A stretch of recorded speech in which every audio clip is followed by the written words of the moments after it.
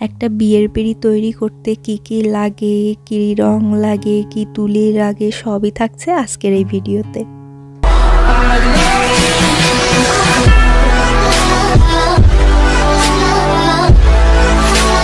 বিয়ের পিঁড়ি যেহেতু সেজন্য একটা পিঁড়ি লাগবে অবশ্যই, এবং পিঁড়ির বেস কালার হিসাবে হোয়াইট কালারটা ইউজ করে নিতে হবে। হোয়াইট কালার ইউজ করা মাস্ট, কারণ হোয়াইট কালার ইউজ করলে অন্য রং এর খরচটাও কম লাগে এবং কালারটা ভালো ফোটে। মেন ব্যাপার হচ্ছে এটা। যাই হোক, কালারটা দেওয়ার পরে আমি একদিন মতো এটাকে শুকিয়ে নিয়েছি। শুকিয়ে নেওয়ার পরে অন্য কালার দিতে হবে। আর আমি এখানে রেড কালারটা ইউজ করি। এটা কিন্তু লাইট রেড কালারটা নয়, এটা একটু ডিপ রেড কালার। ভিডিওতে কেমন আসছে বুঝতে পারছি না, কিন্তু আসলে কালারটা একটু ডিপ। আর এখানে আমি 0 সাইজের তুলি ইউজ করেছি, কারণ আপনারা ফার্স্টেই দেখছেন যে আমি এখানে অনেক ছোট ছোট কলকার কাজ করেছি, চিকন চিকন, যার কারণে আমি 0 সাইজের তুলি ইউজ করেছি। 2টা তুলি ইউজ করেছি, 2টা তুলি 0 সাইজের। এই যে এখন আরেকটা ইউজ করছি, এটা তুলি, এটা ভালো, এটা হলো সোনাই তুলি ছিল।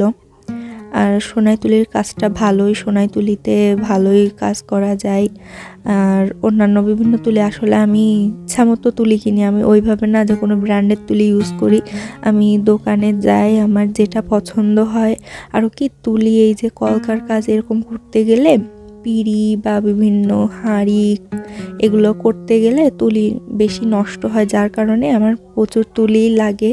আর সেগুলো যখন যা পছন্দ হয় সেইগুলো আমি কিনি, কোনো ব্র্যান্ড ভেবে দেখি না। আমার তুলি যেই সাইজের তুলিটা প্রয়োজন ওই সাইজের তুলিই কিনি। আর এবারে সেই কালারের বিষয়ে, আমি বেশিরভাগ সময়ই অ্যাক্রিলিক কালারটা ইউজ করি। আর অ্যাক্রিলিক কালারটা ইউজ করতে আমার বেশি ভালো লাগে। এইবার এক সাইড হয়ে গেছে, আরেক সাইডও করে নিয়েছি। একইভাবে একই মোটিভে আমি এই কাজটা করে নিয়েছি। এটা করে নেওয়ার পরে এরপরে মাঝে একটা ময়ূর মতো ছিল, সেই কাজটাও করে নিচ্ছি। আপনাদের সাথে গত ভিডিওতে শেয়ার করেছি যে রং শুকানোটা খুবই প্রয়োজন, রং না শুকালে কাজ করা খুবই কষ্ট হয়ে যায়। দেখুন, আগেরটাতে আমি অনেকবার কালার ইউজ করেছি, করার পরে তারপর একটা ভালো আউটকাম আসছে। আর আমি এইটাতে আমি রেড কালারটা ভালোভাবে শুকিয়ে নিয়েছি। শুকিয়ে নেওয়ার পরে আমি হোয়াইট কালারটা দিয়ে কলকা করছি, যার কারণে আমি একবারেই আমার ভালো ডিজাইন হয়ে গেছে, ভালো কালার চলে আসছে, যার কারণে আমার দ্বিতীয়বার এখানে কিন্তু আর হোয়াইট কালার দেওয়া লাগেনি। আরেকটা বিষয় এটা করতে গিয়ে আমি বুঝলাম, সেটা হচ্ছে কারোর কাজ কপি করাটা কিন্তু খুবই টাফ। এই কাজটা আমাকে করতে দিয়েছিল আমার হবু জামাইবাবু। সে ছবি পাঠিয়েছিল, সে না, দিদি ছবি পাঠিয়েছিল আর বলেছিল 2টা পিঁড়িতে 2টা একরকম করতে। তো আমি ফার্স্টে এইটা করার আগে আরেকটা পিঁড়ি ছিল, সেইটা করেছি। এখন সেইটা করার পরে যখন আমি এই পিঁড়িটাতে কাজ শুরু করেছি, তখন বুঝলাম যে নিজেরটাই আমি নিজে কপি করতে গিয়ে হিমশিম খেয়ে যাচ্ছিলাম, তাহলে অন্যেরটা কপি করাটা কতটা টাফ। আর আমি এইটা যে ছবি পাঠিয়েছিল সেটা অন্য একজনের করা, আর সেটা থেকে আমি জাস্ট তার যেমন ময়ূরটা ছিল মাঝে সেইটা করছি, আর উপরে যে ডিজাইন এবং পাশে কিছু কলকা ছিল সেইগুলো করছি। আর কলকা বলতে কি, আমি কিন্তু তারটা কপি করিনি, আমি আমার মতন করে কলকা করেছি। শুধু যেখানে যেখানে যেগুলো ছিল ওইভাবে করার চেষ্টা করেছি।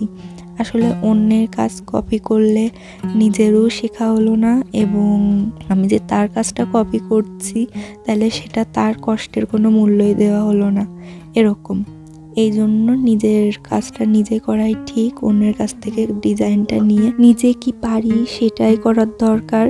আর তোমরা অনেকেই জিজ্ঞাসা করো আমি কলকার ক্লাস করাই নাকি বা কলকা শেখাই নাকি বা কোথার থেকে শিখেছি। আসল কথা, আমি কোনো জায়গা থেকেই শিখিনি, আমি নিজে নিজেই করি, বিভিন্ন কি ছবি দেখে, ভিডিও দেখে।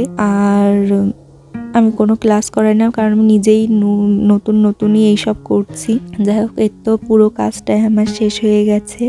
এখানে তোমাদেরকে আমি ক্লোজ শট দিয়ে দেখিয়ে দিচ্ছি যে আমি কিভাবে কাজটা করেছি। এখানে কিন্তু অনেক ছোট ছোট কাজ। যাই হোক, কেমন হয়েছে অবশ্যই জানিও। আর এখন বর্তমানে আমি কোনো অর্ডার নিচ্ছি না, সেই জন্য আর বলছি কেউ যদি অর্ডার দিতে চাও দিও না। আমি এই মুহূর্তে অন্য কারোর কাজ করছি না, আমি একটা অর্ডার নিয়ে রেখেছি, সেটাই করছি। কেমন হয়েছে জানিও সবাই। টাটা।